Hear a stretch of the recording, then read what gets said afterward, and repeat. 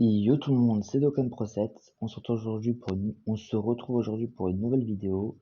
Alors, j'ai droppé cette unité récemment sur la multi-craquage que j'ai faite sur, sur le portail qui est en ce moment. Donc voilà, je l'ai droppé. Alors, on va mettre famille digitale pour trouver plus facilement. Tac. Alors, je l'ai de doublon et je me suis posé la question. Je me suis dit en fait tout simplement, quand cette unité va passer ZTER, si pas ZTER, ce serait une tuerie. Parce que là, on voit augmente fortement l'attaque pendant un tour. Bon, c'est pas augmente fortement la def, mais bon, c'est vraiment une unité qui est full dégâts. Voilà, le leader, même dépanné, c'est mort.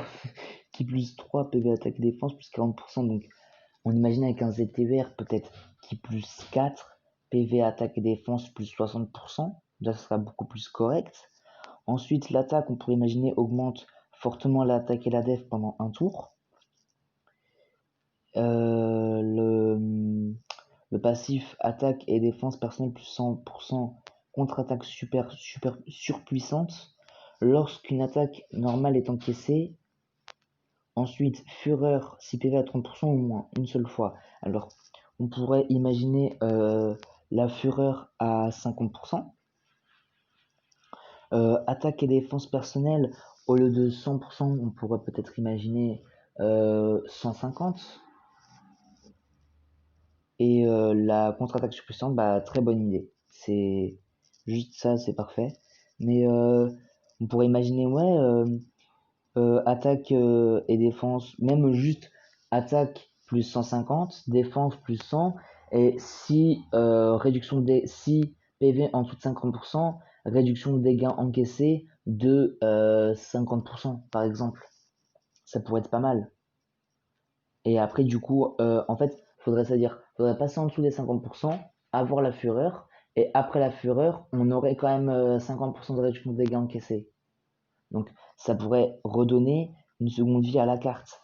Sauf que si on fait par rapport au moment du manga, Vegeta, quand il s'énerve, quand il touche pas ma Bulma, certes, il s'énerve sur le coup, il fait énormément de dégâts, mais après, il se fait déglinguer. Donc, on pourrait limite imaginer que quand il est fureur, il y a un passif qui fait que bah, il a attaque plus 286%, comme le faut que je le retrouve, comme le Trunks Mai